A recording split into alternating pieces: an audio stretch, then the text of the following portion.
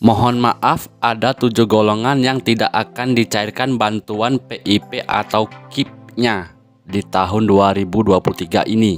Maka buat sobat PIP, jangan berharap lagi dana PIP kalian akan cair apabila kalian sudah ada satu dari 7 golongan tersebut. Assalamualaikum warahmatullahi wabarakatuh. Salam sobat PIP, salam sejahtera buat kita semua dimanapun kalian berada. Apa kabar kalian semua? Semoga dalam keadaan sehat ya. Di kesempatan kali ini saya akan informasikan buat sobat PIP bahwa ada 7 golongan yang tidak akan dicairkan kembali bantuannya di tahun 2023 ini.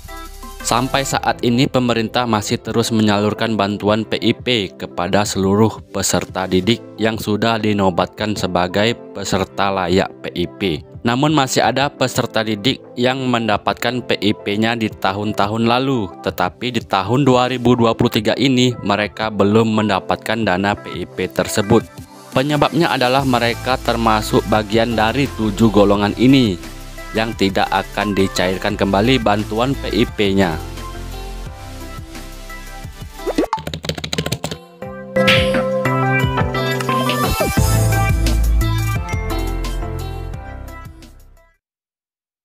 Langsung saja buat sobat PIP, di golongan pertama yang tidak akan cair bantuan PIP-nya di tahun 2023 ini adalah mereka atau peserta didik yang tidak melakukan aktivasi rekening simple di tahun ini.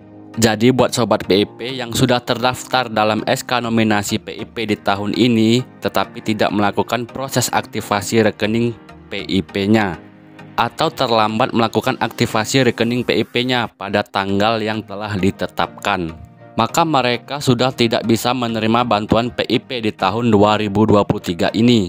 Karena mengingat aktivasi rekening simple ini bagian penting dari penyaluran dana PIP.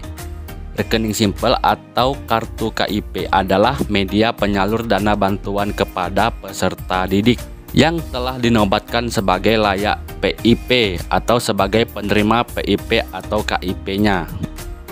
Yang kedua, golongan peserta didik yang tidak akan cair bantuan PIP-nya di tahun ini adalah peserta didik yang tidak tercatat dalam Dapodik sekolah atau peserta didik yang tidak aktif lagi di satuan pendidikan. Jadi buat sobat PIP yang namanya tidak tercatat lagi di Dapodik data satuan pendidikan atau tidak aktif lagi bersekolah atau jarang bersekolah, maka nama kalian akan terhapus di Dapodik. Maka secara otomatis data kalian sebagai penerima PIP akan terhapus juga di satuan pendidikan. Yang ketiga, golongan yang tidak akan cair bantuan PIP-nya di tahun 2023 ini adalah peserta didik yang tidak mencairkan bantuan PIP-nya di tahun lalu atau tahun sebelumnya. Jadi buat sobat PIP yang tahun lalu mendapatkan bantuan PIP-nya di tahun 2022, nah di tahun 2023 ini tidak mendapatkan lagi karena di data satuan pendidikan atau Dapodik tidak diperbaharui. Sehingga bagi peserta didik yang tidak segera mencairkan bantuan PIP-nya yang telah masuk ke rekening kalian di tahun lalu, maka dianggap sebagai peserta didik yang sudah mampu dan data kalian akan tercoret dari data pokok satuan pendidikan sebagai penerima PIP-nya. Atau nama kalian akan digantikan oleh calon penerima lainnya yang layak sebagai penerima PIP. Maka nama kalian akan tergeserkan ya teman-teman.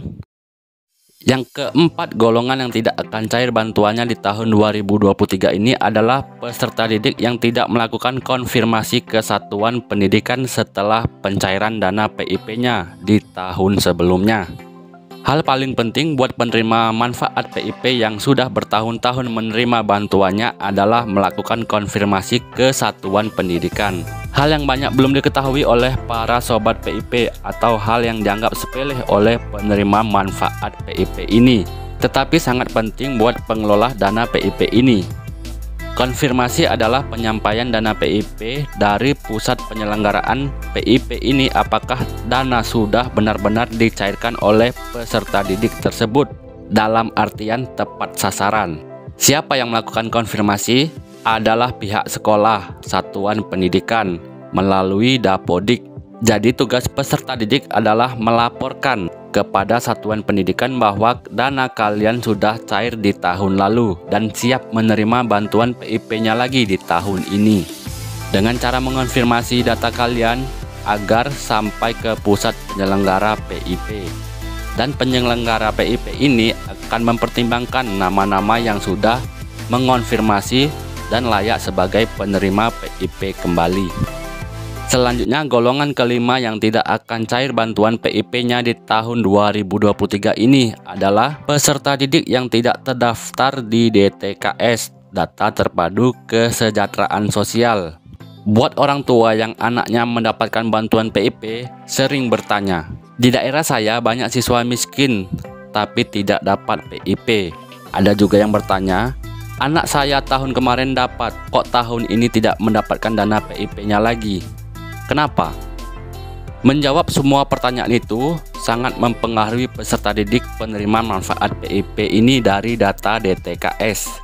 Dikutip dari sebuah website puslabdik.kemendikbud.go.id pada November 2022. Koordinator Pokja PIP Dikdasmen Pusat Layanan Pembiayaan Pendidikan Sofiana Nurjana menegaskan penetapan siswa sebagai penerima PIP hanya mengacu pada dua kategori. Yang pertama, siswa yang terdata di DTKS Kemensos, dan yang kedua, siswa yang diusulkan oleh Dinas Pendidikan dan pemangku kepentingan. Jadi jawabannya, jika siswa tersebut tidak termasuk dalam kedua kategori itu, semiskin apapun kami tidak punya dasar untuk memberi PIP ini, kata Sofiana dalam rapat koordinasi pelaksana PIP di Bogor November 2022. Selanjutnya, Sofiana menuturkan DTKS itu sangat dinamis dan berubah-ubah terus datanya. Yang bulan lalu miskin sehingga masuk DTKS, bisa saja bulan ini tidak miskin lagi sehingga dikeluarkan dari DTKS. Begitu juga sebaliknya, yang bulan ini tidak miskin, bulan depan bisa jadi jatuh miskin. Jadi buat peserta didik penerima PIP yang sumber datanya dari DTKS dan mendapatkan bantuan PIP-nya di tahun sebelumnya dan tahun ini tidak mendapatkan, artinya nama kalian sudah tidak terdaftar lagi di data DTKS. Dan mudah-mudahan data kalian terupdate kembali ke Data Terpadu Kesejahteraan Sosial. Amin. Selanjutnya, golongan keenam yang tidak cair bantuan PIP-nya di tahun ini adalah peserta didik yang belum diusulkan kembali oleh satuan pendidikan. Mengingat setiap tahunnya Dinas Pendidikan Provinsi dan Dinas Pendidikan Kabupaten atau Kota meminta agar satuan pendidikan atau sekolah mengusulkan kembali nama-nama penerima bantuan PIP ini, atau ada pengalihan nama baru atau peserta didik baru yang lebih layak dari kalian untuk menerima bantuan PIP ini. Maka dari itu kemungkinan nama kalian tergeser dari peserta baru tersebut. Selanjutnya, golongan ketujuh yang tidak akan cair bantuan PIP-nya adalah peserta didik yang tidak menggunakan dana bantuan PIP-nya untuk kepentingan bersekolah.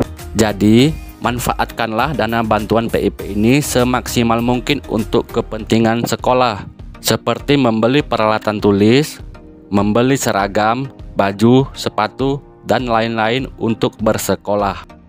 Kalian penerima PIP tidak mengetahui bahwa manfaat dana PIP ini adalah meringankan biaya pendidikan buat peserta didik yang kemungkinan putus bersekolah.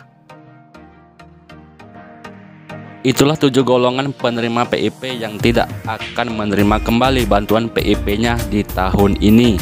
Jadi, Sobat PIP, mudah-mudahan kalian tidak termasuk dalam 7 golongan tersebut. Inilah informasi yang dapat saya sampaikan. Semoga bermanfaat. Wassalamualaikum warahmatullahi wabarakatuh.